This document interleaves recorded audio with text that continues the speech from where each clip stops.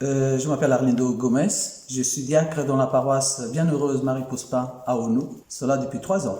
Alors moi je suis l'épouse d'Arlindo depuis pas mal d'années, 23 ans là pour l'instant.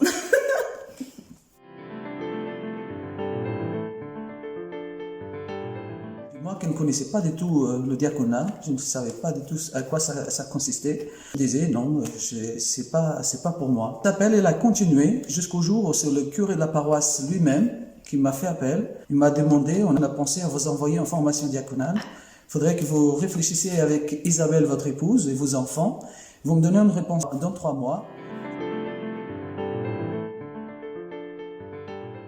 Ma plus grande joie que je trouve dans le diaconat, bon, j'en ai plusieurs, mais je vais en citer alors une.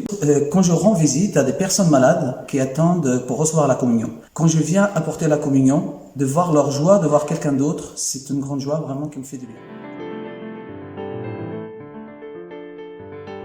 La plus grande difficulté, trouver du temps pour mettre mes priorités en fait. Et je veux tout faire, voilà. Donc j'aime bien rendre service, j'aime pas dire non à un et dire oui à un autre, je voudrais bien dire oui à tout le monde. Et donc ma difficulté c'est l'organisation. Moi la difficulté dans le diaconat en tant qu'épouse c'est plus la gestion de l'absence justement. La famille, la maison, trouver du temps pour tout le monde et après trouver le temps aussi pour le couple.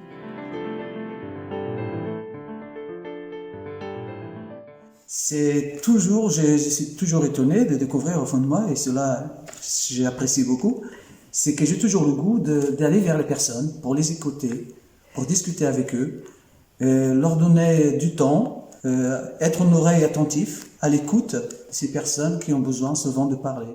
Mes faiblesses, en tout cas moi, c'est le fait que moi j'aime bien tout planifier. Donc quand il arrive, des fois qu'Arlindo, par exemple, a besoin d'aller voir quelqu'un, des fois je vais m'agacer, mais après quand je le vois arriver joyeux, et je dis au final, je m'agace pour rien en fin de compte. En fait, j'ai toujours cette peur de mal faire, de ne pas être à l'écoute, de ne pas être à la hauteur. Et ça, c'est des choses que, même aujourd'hui, je traverse ces faiblesses.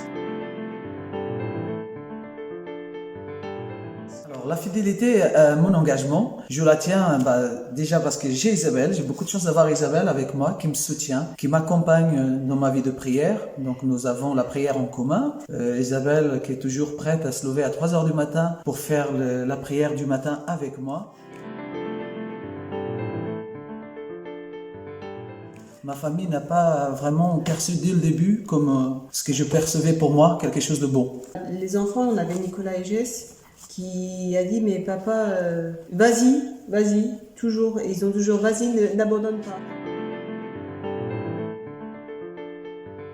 Alors, le courage créatif dans ma vocation, il faut créer son homélie. Et moi, ce que je suis à la recherche, c'est vraiment de toucher à l'assemblée, de toucher toutes ces personnes qui viennent, spécialement quand c'est des funérailles, des personnes qui viennent par la messe tous les dimanches, qui sont loin de l'église. Et donc, c'est de toucher vraiment ces personnes à travers l'évangile, bien sûr, mais à travers aussi leur vie concrète de tous les jours, pour leur donner vraiment où est Dieu dans leur vie. Donc, c'est de faire ce lien, d'être toujours en train de créer des liens entre le peuple de Dieu qui est loin de l'église et l'église. Quand la Vierge Marie, venez petits enfants, elle dit pas venez petits chrétiens. Ah oui, petits enfants. petits catholiques, oui c'est vrai, ces petits enfants c'est tout le monde, ça appelle tout le monde.